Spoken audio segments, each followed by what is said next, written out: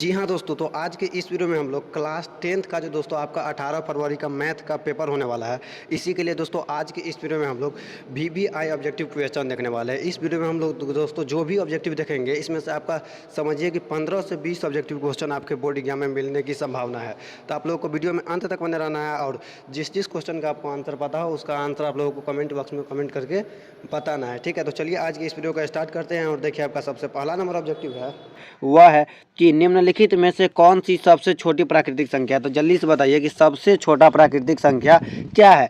Option A है 0, B है -1, सी है 1 और डी है 2। तो इसका जो राइट आंसर हो जाएगा दोस्तों सबसे छोटा, यहाँ पे आपको प्राकृतिक संख्या पूछ रहा है तो सबसे छोटा प्राकृतिक संख्या होता है 1, यानी कि इसका आंसर क्या हो जाएगा, ऑप्शन नंबर सी हो जाएगा। अगला है कि 45 और क्या है कि 45 और 60 का मौसो होगा। 45 और 60 का आप लोगों को मौसो निकालना है। तो आप लोगों को 45 60 का मौसो आता है निकालने की नहीं आता है, तो मौसो निकालिएगा ना। तो इसका जो आंसर आपका आ जाएगा, देखिए आपको जहाँ आप लोग स्क्रीन पर देख रहे हैं कि इसका जो आंसर हो जाएगा दोस्तों 15 आएगा, यानी कि इसका राइट आंसर क्या हो जाएगा, ऑप्शन नंबर डी हो जाएगा। तो याद रखिएगा, याद रखने वाला वैसे ये है नहीं, मौसो आपको निकाल कर देखना ही पड़ेगा। जरूरी नहीं है आपके बोर्ड एग्जाम में 45 या 60 ही रहे, इसके अलावा कुछ और भी हो सकता है। ठीक है, इस वर्ष देखिए अगला है कि एक धनात्मक पूर्णांक है जो क्या है कि एक धनात्मक पूर्णांक है जो धनात्मक सम पूर्णांक का रूप होगा। एक धनात्मक सम पूर्णांक का रूप क्या होगा, तो इसका जो आंसर हो जाएगा दोस्तों 2p हो जाएगा। क्योंकि देखिए आप इसके जगह पे आप कोई भी संख्या क्यों ना ले लीजिए, वह धनात्मक ही होगा। जैसे आप लीजिएगा 3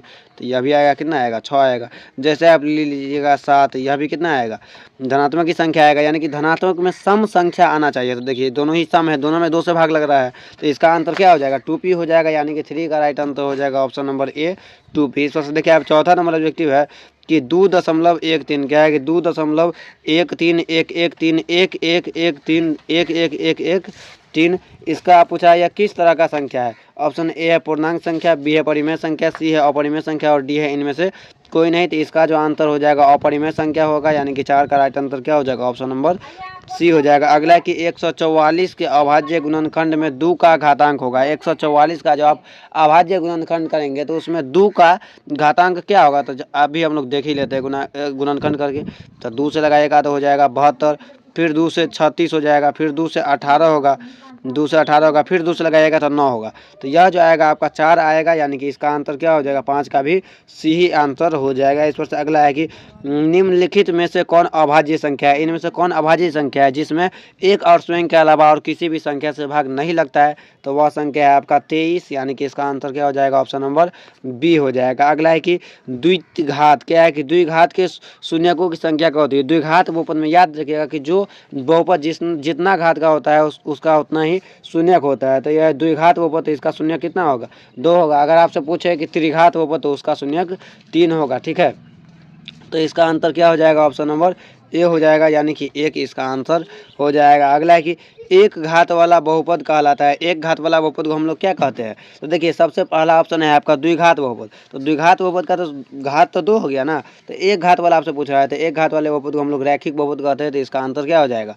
ऑप्शन नंबर सी हो जाएगा। अगला है कि y - 4 बराबर 0 क्या है कि y - 4 बराबर 0 का आलेख कैसी सरल रेखा होगी। तो यहाँ पे देखिए आप y - 4 बराबर 0 है, तो y बराबर आप कर लीजिएगा 4। तो ये जो है ना y बराबर में जो संख्या रहता है वह x के अक्ष के समांतर होता है, और जो x बराबर जैसे यहाँ पे आता है x बराबर आता है 4, तो यह y अक्ष के समांतर होता है। तो यहाँ पे देखिए आपको y बराबर 4 आया है, तो यह x के अक्ष के समांतर होगा। y है तो x अक्ष के समांतर होगा। तो 9 का आंसर क्या हो जाएगा, ऑप्शन नंबर ए हो जाएगा। इस पर देखिए 10वां नंबर है कि समांतर श्रेणी क्या है।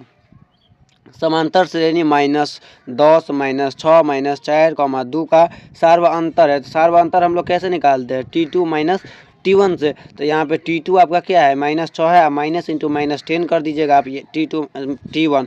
तो यहाँ पे कितना है 10 है। तो यहाँ पे देखिए -6 माइनस माइनस प्लस हो जाएगा, यहाँ पे 10 है, तो ये कितना आ गया 4 आ गया। तो 4 देखिए ऑप्शन में ऑप्शन नंबर बी है, तो यही इसका आंसर हो जाएगा। ठीक है, तो आप लोगों को जिस जिस का आंसर पता रहता है उसका आप लोगों का आंसर भी कमेंट करते रहना है। और अगर आपको वीडियो अच्छा लग रहा है तो वीडियो को लाइक करके चैनल को सब्सक्राइब भी करना है। अगला है कि समांतर श्रेणी 2 7 12 का 10वां पद है।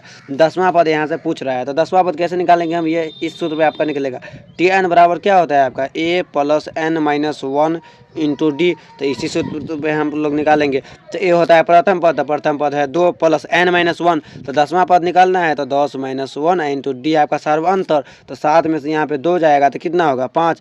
तो यह हो जाएगा। तो देखिए यहाँ पे इससे आएगा 2 + 10 में से 1 गया तो 9 × 5, तो यहाँ पे 2 + 45 हो जाएगा। तो 45 2 कितना होगा 47, यानी 11 का राइट आंसर क्या हो जाएगा ऑप्शन नंबर सी हो जाएगा। अगला है आपका कि जब एपी के प्रथम पद 2 और सार्वअंतर 3 हो तो एपी के 3 पद हो गए। देखिए यहाँ पे सार्वअंतर है दिया हुआ है आपका 3, यानी कि इसके पदों का अंतर 3 होना चाहिए। तो यहाँ पे जो आप प्रथम में देखेंगे तो यह है 2 और उसके बाद है 4, तो 2 और 4 के बीच में 4 का अंतर हो जाता है ना, तो यह तो होगा ही नहीं। इस पर से अगला है कि 2 फिर है 5 और फिर है 8, तो देखिए 2 3 5 और 5 3 8, तो यही आपका अंतर हो जाएगा। इसके अलावा आप ये देखेंगे तो ये भी नहीं होगा, ये भी नहीं होगा, तो इसका आंसर क्या हो जाएगा ऑप्शन नंबर बी ही हो जाएगा। तो याद रखिएगा इसका राइट आंसर क्या हो जाएगा ऑप्शन नंबर बी। अगला है आपका कि सभी वर्ग होते हैं, सभी वर्ग क्या होते हैं, ऑप्शन ए है समरूप, बी है सर्वांग सम, सी है समानुपाती और डी है इनमें से कोई नहीं।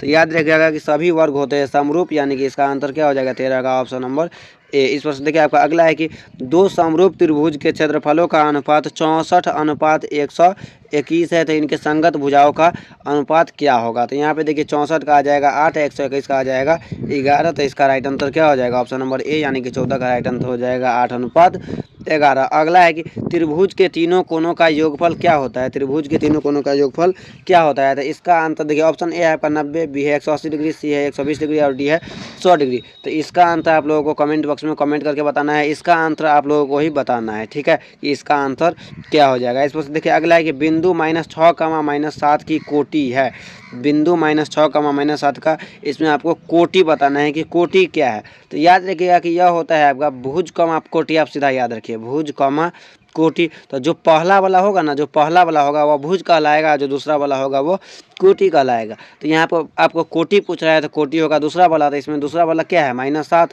तो इसका आंसर -7 हो जाएगा। यदि आपसे यहाँ पे पूछता भुज, तो भुज होता है पहले वाला, तो यहाँ पे पहले कितना था -6, तो यह आंसर होता है। लेकिन आपसे कोटि पूछ रहा है तो यह दूसरा वाला ये होगा -7। इस पर से देखिए नेक्स्ट आपका है कि अक्ष का समीकरण, एक्स नहीं होगा यहाँ पे एक्स अक्ष होगा, क्या होगा एक्स अक्ष। अभी आपको बताया कि एक्स अक्ष का जो समीकरण पूछना था वह होगा y = 0, और अगर y अक्ष का समीकरण पूछे तो वह होगा x = 0, सीधा आप विपरीत समझ लीजिए। तो यहाँ पे देखिए एक्स अक्ष का समीकरण पूछ रहा है तो यह क्या होगा y = 0, यानी कि इसका आंसर हो जाएगा ऑप्शन नंबर बी। अगला है कि बिंदु, देखिए अभी आगे यहाँ पे आपको भुज बताना है कि बिंदु -12, -18 का भुज क्या होगा। तो आपको हम अभी बताए थे पहला वाला होता है भुज और दूसरा वाला होता है कोटि। तो इसमें आपको भुज पूछ रहा है तो भुज क्या है -12, तो इसका आंसर क्या हो जाएगा ऑप्शन नंबर ए हो जाएगा। अगला है आपका देखिए 19 नंबर कि निम्न में से क्या है, निम्न में से मूल बिंदु के नियामक कौन है। और देखिए यह क्वेश्चन आपके बोर्ड एग्जाम में कितना बार पूछा गया है। तो इसका देखिए ऑप्शन ए है 1,1, बी है 0,0, सी है -1,1 और डी है इनमें से कोई नहीं। तो मूल बिंदु का नियामक होता है 0,0, यानी कि इसका राइट आंसर इसका बी हो जाएगा। इस पर से अगला है कि बिंदु -3, -5 किस पाद में स्थित है। जब दोनों माइनस वाला हो तो वह किस पाद में हो जाएगा, तृतीय पाद में हो जाएगा, यानी कि 20 का राइट आंसर क्या हो जाएगा ऑप्शन नंबर सी हो जाएगा। अगला 21 नंबर है कि एक घड़ी के क्या है कि एक घड़ी के सुई का कोण 60 मिनट में बनाया गया, एक घड़ी के मिनट की सुई द्वारा 60 मिनट में बनाया गया कौन होगा, तो वह कौन होगा 360 डिग्री, यानी कि इसका right answer option number D हो जाएगा। क्योंकि देखिए 60 मिनट में जो है वह सुई का कौन जो होता है वो चारों तरफ घूम जाता है, तो इसीलिए इसका राइट आंसर क्या हो जाएगा 360 डिग्री, यानी कि वह पूरा तरफ राउंड में घूम जाता है। इस पर अगला है कि किसी वृत्त पर कितनी स्पर्श रेखा खींची जा सकती है। तो आपके जानकारी के लिए बता दें कि वृत्त पर इतनी स्पर्श रेखा हम लोग खींच सकते हैं जिसका आप लोग कल्पना भी नहीं कर सकते हैं, ठीक है ना। तो इसका राइट आंसर क्या हो जाएगा अनेक या अनगिनत भी आप इसको कह सकते हैं। तो 22 का राइट आंसर क्या हो जाएगा ऑप्शन नंबर बी अनेक हो जाएगा। अगला है कि 6 सेमी त्रिज्या वाले क्या है कि 6 सेमी त्रिज्या वाले वृत्त के केंद्र से 10 सेमी दूर स्थित एक बिंदु से वृत्त पर खींची गई स्पर्श रेखा की लंबाई होगी। तो इसका जो राइट आंसर हो जाएगा दोस्तों 8 सेमी हो जाएगा, यानी कि ऑप्शन नंबर बी इसका राइट आंसर हो जाएगा। अगला है कि वृत्त की सबसे बड़ी जीवा होती है, वृत्त की सबसे बड़ी जीवा होती है, ऑप्शन ए है चाप, बी है चाप कर्ण, सी है व्यास और डी है इनमें से कोई नहीं। तो वृत्त की सबसे बड़ी जीवा होती है व्यास, यानी कि इसका आंसर ऑप्शन नंबर बी हो जाएगा। इस पर ऑप्शन नंबर सी हो जाएगा। अगला है कि यदि कोई रेखा वृत्त को सिर्फ एक बिंदु पर स्पर्श करती है तो वह रेखा कहलाती है जीवा या स्पर्श रेखा या छेदक रेखा या इनमें से कोई नहीं। तो इसका जो आंसर हो जाएगा दोस्तों स्पर्श रेखा हो जाएगा, यानी कि इसका राइट आंसर 25 का बी हो जाएगा। अगला है कि दो घनों के आयतनों का अनुपात 1:27 है, तो उनके पृष्ठीय क्षेत्रफलों का अनुपात होगा, तो इसका आंसर जो हो जाएगा दोस्तों 1:9 हो जाएगा। इस पर से देखिए, यदि किसी शंकु की त्रिज्या 14 सेमी है और इसकी तिर्यक ऊंचाई 15 सेमी है, तो शंकु का संपूर्ण पृष्ठ क्षेत्रफल क्या होगा। तो आप संपूर्ण पृष्ठ क्षेत्रफल के सूत्र पे इसको बैठा दीजिए। तो पाई का मान होता है 22/7 गुने आर, यहाँ पे आपका कितना दिया है 14 गुने एल आर को आप सीधे ही जोड़ लीजिए। तो एल है 15, आर है 14, तो ये 15 और 14 कितना हो जाएगा 29 हो जाएगा। तो दोस्तों इसका जो आपका कैलकुलेशन करके आंसर आएगा वो आ जाएगा 1276, यानी कि इसका right answer option number A हो जाएगा। इस पर देखिए अगला है कि 4, 7, 2, 7, 6, 7, 9 का बहुलक है। तो बहुलक वह होता है जो किसी भी मान में सबसे अधिक बार आता है, जो किसी भी संख्या में सबसे अधिक बार आता है। तो इसमें देखिए सबसे अधिक बार क्या आया है 7 आया है, तो इसका बहुलक आपसे पूछ रहा है, तो यह हो जाएगा 7, यानी कि ऑप्शन नंबर सी इसका राइट आंसर हो जाएगा। अगला है कि 13 और 19 की समांतर माध्य होता है। तो समांतर माध्य होता है कि आप दोनों को जोड़ दीजिए और उसमें 2 से भाग दे दीजिए। तो दोनों को 2 जोड़ेंगे तो हो जाएगा 32 है, इसमें 2 से भाग दीजिएगा तो कितना आएगा 16, यानी कि इसका आंसर क्या हो जाएगा ऑप्शन नंबर बी हो जाएगा। अगला है आपका कि 13 का मिलान चिन्ह है। 13 का मिलान चिन्ह क्या होगा, तो आप जोड़िए यहाँ पे, तो ये तो 16 हो जाता है। इसमें से देखिए 4, 4, 8, 8, 3, 11, 4, 4 का 4, 4, 2, 8, 4, 3, 12, 1, 13, यही आपका आ जाता है 4, 4, 8, 8, 4, 12, 1, 13, तो यही इसका आंसर हो जाएगा। जिसमें 13 आपसे पूछ जाए ना तो वही इसका आंसर हो जाएगा। तो इसका 30 का right answer option number B हो जाएगा। अगला है आपका कि आंकड़े के उच्चतम और निम्नतम सीमा के अंतर को क्या कहते हैं। तो आंकड़े को उच्चतम और निम्नतम सीमा को हम लोग परिसर कहते हैं, यानी इसका right answer option number C हो जाएगा। अगला है कि निम्नलिखित में से कौन केंद्रीय प्रवृत्ति की माप नहीं है। तो इसमें आप जो ऑप्शन भी देखिएगा ना, तो इसमें देखिए यहाँ पे दिया हुआ है मध्य, मध्य का बहुलक। इसमें आपको सबसे अलग क्या लग रहा है मानक चिन्ह, तो इसका जो आंसर हो जाएगा ऑप्शन नंबर डी हो जाएगा। केंद्रीय प्रवृत्ति का माप जो है या मानक चिन्ह नहीं है, तो यही इसका राइट आंसर हो जाएगा। अगला है आपका देखिए कि 8, 7, 12, 15, 10, 9, 11 की माध्यिका होगी। तो माध्यिका होता है, आप इसको घटते या बढ़ते क्रम में सजा लीजिए, जो बीच में आएगा वही आंसर हो जाएगा। तो देख ले हम लोग, तो देख ही लेते हैं, चलिए। तो देखिए यहाँ पे दिया हुआ है 7, 8, 9, बढ़ते क्रम में हम लोग अभी सजा रहे हैं, ठीक है ना। तो यहाँ पे आप जो देख लीजिएगा कितना संख्या है 2, 4, 6, 7, तो 3 को आप इधर छाँट दीजिए, 3 को इधर, तो बीच में क्या बच जाता है 10, यानी कि इसका राइट आंसर 33 का क्या हो जाएगा ए हो जाएगा। इस देखिए आपका 34 नंबर है।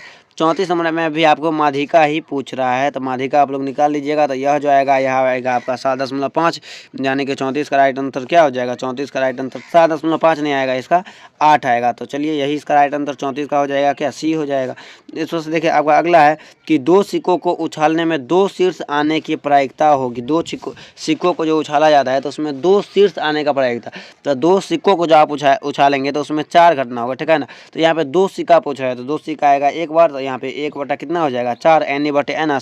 तो देखिए 1/4 आपका ऑप्शन नंबर कहाँ है, ऑप्शन नंबर डी में है, तो यही इसका आंसर हो जाएगा 1/4, ठीक है। तो इस पर से देखिए अगला है कि असंभव घटना की प्रायिकता, यहाँ से पूछ रहा है कि असंभव घटना की प्रायिकता होती है, जो घटना घट ही नहीं सकता है उसका प्रायिकता क्या होगा 0 होगा, यानी कि इसका right answer option number C हो जाएगा। अगला है संभव घटना, यदि कोई घटना संभव है तो उसका प्रायिकता आपसे पूछ रहा है, तो उसका प्रायिकता होगा 1। तो याद रखिएगा कि यदि रहे संभव, क्या रहे संभव, और एक है असंभव, तो संभव जो रहे तो उसका अंतर हो जाएगा 1, संभव का अंतर क्या हो जाएगा 1 हो जाएगा, असंभव रहे तो उसका अंतर हो जाएगा 0, ठीक है। इस पर से अगला है कि किसी घटना की प्रायिकता का अधिकतम मान है। किसी घटना की प्रायिकता का अधिकतम मान कितना हो सकता है, तो याद रखिएगा किसी भी घटना का अधिकतम मान जो है वह 1 होता है, यानी कि इसका right answer option number B हो जाएगा। अगला कि निम्नलिखित में से कौन सी संख्या किसी घटना की प्रायिकता नहीं हो सकती है। तो आप लोग को यह बताया है कि किसी घटना की प्रायिकता अधिकतम कितना हो सकता है 1 हो सकता है। तो इसमें पूछ रहा है कि अधिकतम किसी घटना की प्रायिकता, इनमें से ऑप्शन जो दिया हुआ है इनमें से कौन नहीं हो सकता है। तो यहाँ पे ऑप्शन बी, सी और डी को जो आप देखिएगा तो ये सभी 1 से कम है, लेकिन ऑप्शन नंबर ए जो है यह 1 से अधिक है, तो यही इसका right answer option number A हो जाएगा। अगला है कि प्रायिकता का न्यूनतम मान होता है। तो अभी आप लोग बताया है कि असंभव घटना का जो प्रायिकता होता है ना वही उसका न्यूनतम मान भी हो जाएगा, तो इसका right answer option number A हो जाएगा। अगला है कि दो परिमेय संख्या के बीच कितनी परिमेय संख्या खींची जा सकती है, कितनी परिमेय संख्या हो सकती है। तो दो संख्या के बीच अनंत परिमेय संख्या होती है, तो इसका राइट आंसर क्या हो जाएगा, ऑप्शन नंबर डी हो जाएगा। इस पर से देखिए आपका अगला है कि 2, 10 और 20 का लौसा और मौसा का अनुपात क्या होगा। तो 2, 10 और 20 का सबसे पहले आप लोग लौसा निकाल लीजिएगा, उसके बाद आप लोग मौसा निकाल लीजिएगा। तो इसका जो आपका अनुपात आएगा वो आएगा 10:1, यानी कि इसका राइट आंसर 42 का बी हो जाएगा। इस पर से देखिए 43 नंबर है कि सबसे छोटी भाज्य संख्या और सबसे छोटी अभाज्य संख्या का मौसा कितना होगा। तो सबसे छोटा भाज्य संख्या और सबसे छोटा अभाज्य संख्या का जो मौसा होगा वह आएगा आपका 2, यानी कि इसका राइट आंसर क्या हो जाएगा, बी हो जाएगा। तो यहाँ पे आप निकाल के ही देख लीजिए ना, सबसे छोटा भाज्य संख्या तो 2 ही होगा, सबसे छोटा अभाज्य संख्या तो 2 ही होगा। तो यहाँ पे जो आप निकालेंगे तो यह आएगा 2 ही, यानी कि इसका right answer option number B हो जाएगा। अगला है कि दो संख्याओं के गुणनफल इतना है 8670 और उसका मौसा इतना है, तो उसका लौसा ज्ञात करें। तो सीधा आप 8670/17 यहाँ पे दे दीजिए और इसको काटिएगा ना आप, तो यह जो आएगा यह आएगा 510, यानी कि इसका right answer option number D हो जाएगा। अगला है कि दो लगातार संख्याओं का मौसा क्या होगा। मान के चलिए कि कोई लगातार दो संख्या है, जैसे है आपका कि 6 और 7, तो इसका आपसे मौसा पूछ रहा है, तो मौसा निकाल ही लीजिए ना, कितना आएगा, एक ही आएगा, हर वक्त यह एक ही आएगा। तो इसका right answer option number B हो जाएगा। अगला कि 5005 के कितने अभाज्य गुणनखंड हो गया, 5005 के कितने अभाज्य गुणनखंड है। तो 46 का जो राइट आंसर हो जाएगा दोस्तों 4 हो जाएगा, यानी कि इसका right answer option number B हो जाएगा। अगला है बाकी दो संख्याओं ए और 18 का लौसा इतना है 36 है, लौसा ए और 18 का लौसा 36 है और उसका मौसा इतना है, तो आपसे ए पूछ रहा है। तो इसका जो आंसर हो जाएगा दोस्तों, इसका जो इस क्वेश्चन का जो आपका आंसर हो जाएगा ऑप्शन नंबर आपका कितना नंबर क्वेश्चन है, 47 नंबर। तो 47 नंबर जो क्वेश्चन का देखिए दोस्तों, आप निकाल ही के देख लीजिए ना। देखिए 47 नंबर क्वेश्चन क्या है कि दो संख्या ए और 18 का लौसा यहाँ पे दिया हुआ है। तो दो संख्या है ए और 18, उसका लौसा मौसा दिया हुआ है। तो लौसा है यहाँ पे आपका 36 और मौसा कितना दिया हुआ है आपका 2 दिया हुआ है। तो यहाँ पे आप कर ही लीजिए, तो 36 गुना 2 क्या हो जाएगा,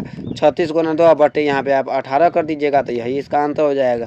तो 18 दूना 36 और 2 का 2 आपसे गुना कीजिएगा 2 से, तो यह आएगा 4, यानी कि इसका राइट आंसर 4 होगा। तो 47 का देखिए 4 ऑप्शन में कहाँ पे है, सी में है, तो यही इसका आंसर हो जाएगा।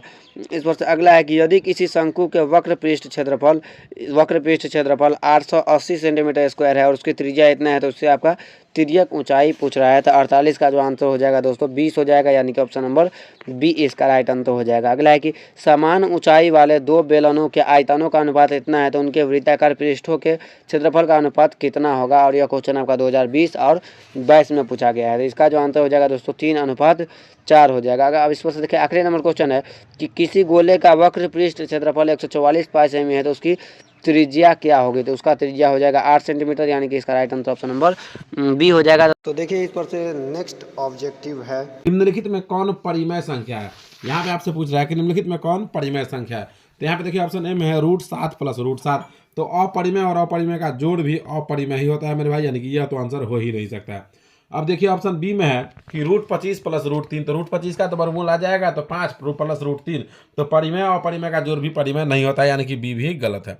अब देखिए ऑप्शन नंबर सी जो है 1 बट्टा में √4 है, तो 1 है बट्टा में √4 है, उसका वर्गमूल निकल जाएगा 2, यानी कि 1/2 आ जाएगा। तो ये जो है ये परिमेय संख्या होगा, यानी कि ऑप्शन नंबर सी जो है यही आपका राइट आंसर हो जाएगा। अब देखिए अगला क्वेश्चन, यानी कि दूसरा नंबर जो क्वेश्चन है वह देखिए यहाँ पे है कि यदि m एक पूर्णांक है तो प्रत्येक विषम पूर्णांक का रूप होता है। कह रहा है यदि m एक पूर्णांक है, कह रहा है कि यदि m कोई पूर्णांक है तो प्रत्येक विषम पूर्णांक का रूप कैसा होगा। तो यहाँ पे देखिए ऑप्शन ए में है m+1, बी में है m, सी में है 2m और डी में है 2m+1। तो इसका जो राइट आंसर होगा ऑप्शन नंबर डी होगा 2m+1। क्यों होगा भाई, क्योंकि आप एक कोई पूर्णांक ले लीजिए, जैसे आप 2 लेते हैं, ठीक है, और 2 देखिए m के जगह पे आप 2 रखेंगे, तो 2 को 2 से गुना करेंगे तो 4 और +1 देखिए 5 आ रहा है ना, विषम पूर्णांक। ऐसे आप कोई भी संख्या लेंगे और इस पे यदि कैलकुलेट करेंगे तो वह विषम ही आएगा, बाकी पे सम भी आ सकता है। अब आ जाइए अगले क्वेश्चन की और देखिए तीसरा नंबर जो क्वेश्चन है वह है कि निम्नलिखित में किसका दशमलव प्रसार शांत है। तो यहाँ पे देखिए ऑप्शन ए में जो है वह है 11/91, बी में है 15/23, सी में है 17/80 और डी में है 7/45। तो शांत दशमलव जो है वह कौन होता है, तो जिस किसी भी भिन्न के हर का गुणनखंड जो है वह 2 के पावर m गुने 5 के पावर n का रूप का होता है, उसी का दशमलव प्रसार शांत होता है। तो यहाँ पे ऑप्शन सी में जो है आपका 17/80, तो 80 का जो आप गुणनखंड करेंगे तो इसका आप गुणनखंड देखेंगे कि 2 का पावर m गुने 5 के पावर n के रूप का आ रहा है, यानी कि यह जो होगा यह शांत दशमलव होगा। अब देखिए अगला क्वेश्चन जो है वह देखिए यहाँ पे है कि 0.8 और 7 के ऊपर रेकरिंग है, तो कह रहा है कि पी बाई क्यू के रूप में यह कैसा होगा। तो ऑप्शन ए में है 87/90, बी में है 87/99, सी में है 79/90 और डी में है 79/99। तो इसका जो राइट आंसर होगा ऑप्शन नंबर सी होएगा, यानी कि 79/90 जो है यह इसका राइट आंसर हो जाएगा। अब देखिए अगला क्वेश्चन यानी कि 5वां नंबर जो क्वेश्चन है वह देखिए यहाँ पे है कि यदि 540 का खंड जो है वह 2 के पावर x गुने 3 के पावर y गुने 5 के पावर z है, तो कह रहा है कि x plus y minus z का मान क्या होगा। तो यहाँ पे आपको क्या करना होगा मेरे भाई पता है, यहाँ पे आपको करना यह होगा कि 540 का खंड करना होगा और उसको वहाँ पे आप देखेंगे कि 2 कितना बड़ा है, तो उसका जो पावर आएगा ना वह x का मान हो जाएगा, 3 का जो पावर आएगा वह y का मान हो जाएगा और यहाँ पे 5 का जो पावर में आएगा वह z का मान हो जाएगा। और यह सब मान निकालने के बाद आपको क्या करना है कि x और y वाला मान को जोड़ना है और उसमें से z वाला मान को घटा देना है, और घटाने के बाद जो वह आंसर आएगा वह आएगा आपका 4, यानी कि ऑप्शन नंबर ए जो होगा यह इसका राइट आंसर हो जाएगा। अब देखिए अगला क्वेश्चन यानी कि 6ठा नंबर जो क्वेश्चन है यहाँ पे वह देखिए कि निम्नलिखित में कौन अपरिमेय संख्या है। यहाँ पे आपसे पूछ रहा है कि निम्नलिखित में कौन है जो अपरिमेय संख्या है। तो यहाँ पे देखिए ऑप्शन ए में 2.3 के ऊपर रेकरिंग, बी में है √13 गुने √13, तो √13 का √13 से हम गुना करेंगे तो 13 हो जाएगा, सी में है √441, इसका भी वर्गमूल 21 आ जाएगा, और डी में है 10/100 रूट में, तो इसका भी वर्गमूल 10 का तो वर्गमूल नहीं निकलेगा लेकिन 100 का निकल जाएगा। तो इसमें से आपसे पूछ रहा है कि इसमें से कौन है जो अपरिमेय संख्या है। तो इसका जो राइट आंसर होगा मेरे भाई वो ऑप्शन नंबर डी होएगा, यानी कि √10/100 जो है यही इसका राइट आंसर हो जाएगा। अब देखिए अगला क्वेश्चन यानी कि 7वां नंबर जो क्वेश्चन है वह देखिए यहाँ पे है कि यदि m और n दो अभाज्य संख्या है, कह रहा है कि यदि m और n है वह दोनों अभाज्य संख्या है तो उनका महत्तम समावर्तक क्या होगा। तो दो अभाज्य संख्याओं का मौसा जो है मेरे भाई हमेशा एक और केवल एक ही होता है, यानी कि ऑप्शन नंबर बी जो है यह इसका राइट आंसर हो जाएगा। अब देखिए अगला क्वेश्चन यानी कि 8वां नंबर जो क्वेश्चन है वह है कि दो संख्याओं का गुणनफल 2366 है। कह रहा है कि दो संख्या का गुणनफल 2366 है और उनका लघुत्तम समावर्त जो है वह 182 है, तो महत्तम समावर्त कितना होगा। कह रहा है कि दो संख्या का गुणनफल दिया हुआ है 2366, लघुत्तम दिया है, तो महत्तम बराबर सूत्र क्या होता है, तो पहला संख्या गुने दूसरा संख्या बटे लस, तो गुणनफल तो दे रहे हैं तो 2366 बटा कर दीजिए 182, और 2366 में जब आप 182 से भाग देंगे मेरे भाई तो वो आएगा 13, यानी कि ऑप्शन नंबर ए जो है यही इसका राइट आंसर हो जाएगा। अब देखिए अगला क्वेश्चन यानी कि 9वां नंबर जो क्वेश्चन है वह देखिए यहाँ पे है कि निम्नलिखित में किसका दशमलव प्रसार अशांत है। यहाँ पे शांत नहीं पूछ रहा है, यहाँ पे आपसे पूछ रहा है कि अशांत है, यानी कि जितना भी हर है सब का खंड इसमें जो है 2 का पावर m गुने 5 के पावर n का रूप का आएगा, लेकिन कोई एक ऐसा हर है इस चारों में से जिसका खंड जो है वह 2 के पावर m गुने 5 के पावर n के रूप का नहीं होगा। तो उस चोर कौन है, उस चोर को आपको ढूंढना है, तो वह चोर है ऑप्शन नंबर डी में 13/441 जो है, तो 441 का जो आप खंड करेंगे तो उसका गुणनखंड जो है वह 2 का पावर m गुने 5 के पावर n के रूप का नहीं होगा, यानी कि इसका जो दशमलव प्रसार है वह अशांत होगा। अब देखिए अगला क्वेश्चन यानी कि 10वां नंबर जो क्वेश्चन है यह यहाँ पे देख लीजिए है कि यदि p बराबर a b का पावर q प्लस तथा यहाँ पे है यदि p बराबर a b का पावर q तथा q बराबर है a का पावर 4b, जहाँ p और q जो है धनात्मक पूर्णांक है तथा a b अभाज्य संख्या है, तो कह रहा है p और q का लघुत्तम क्या होगा। यहाँ पे तो ऑप्शन ए में है a b, b में है a q b q, c में है a का पावर 4 और b q, d में है a का पावर 4 और b का पावर 4। तो इसका जो राइट आंसर होने वाला है वो ऑप्शन नंबर सी हो जाने वाला है, यानी कि a4 b q इसका राइट आंसर हो जाएगा। अब देखिए अगला क्वेश्चन यानी कि 11वां नंबर जो क्वेश्चन है वह यहाँ पे देख लीजिए है कि निम्नलिखित में कौन सा युग्म सह अभाज्य है, सह अभाज्य संख्या है, इसमें से कौन सा युग्म कह रहा है कि जो सह अभाज्य है। तो यहाँ पे देखिए ऑप्शन ए में है 15,45, बी में है 9,16, सी में है 21,5 और डी में है 14,84। तो उसी प्रकार से इसका जो राइट आंसर होगा ऑप्शन नंबर बी हो जाएगा, यानी कि 9,16 इसका जो है वही राइट आंसर हो जाएगा। अब देखिए अगला क्वेश्चन यानी कि 12वां नंबर जो क्वेश्चन है वह देखिए यहाँ पे है कि 0.3125 को p बाई क्यू के रूप में लिखा जा सकता है। कह रहा है कि 0.3125 को p बाई क्यू के रूप में लिखा जा सकता है या नहीं लिखा जा सकता है, तो कैसा। तो ऑप्शन ए में है 5/8, बी में है 5/16, सी में है 1/8 और डी में है 5/4। तो इसका जो राइट आंसर होगा ऑप्शन नंबर बी हो जाएगा, यानी कि 5/16 जो है यही इसका राइट आंसर हो जाएगा। अब देखिए अगला क्वेश्चन, तो अगला जो क्वेश्चन है 13वां नंबर वह यहाँ पे क्वेश्चन देखिए है कि निम्नलिखित में से कौन सा बहुपद है। आपसे पूछ रहा है कि निम्नलिखित में से कौन है जो बहुपद है। तो यहाँ पे ऑप्शन ए में आप देखेंगे तो ऑप्शन ए में है x² plus √2x plus 1, option B में है x plus 6/x, option B में है 1/4 plus x³ minus 3x² plus √121 और डी में है 2x² प्लस √4x। तो बहुपद कौन होता है, जिसका घात जो होता है वह पूर्ण संख्या होता है। बहुपद क्या होता है, वह बीजीय व्यंजक जिसका घात पूर्ण संख्या होता है वही बहुपद होता है। तो इसमें आपको देखना है कि किसका घात पूर्ण संख्या है। तो यहाँ पे जब आप ऑप्शन ए में देखेंगे तो रूट अंडर 2x है बीच में, तो इसका घात पूर्ण संख्या हो ही नहीं सकता है, 1/2 हो जाएगा, रूट में है तो। उसी प्रकार से b में भी नहीं होगा। और c में देखिए यहाँ पे जितना भी है, यहाँ पे देखिए पहला वाला जो है एक्स क्यू, ये इसका भी घात 3 है, धनात्मक पूर्णांक है। उसके बाद एक्स स्क्वायर जो है उसका भी घात 2 है।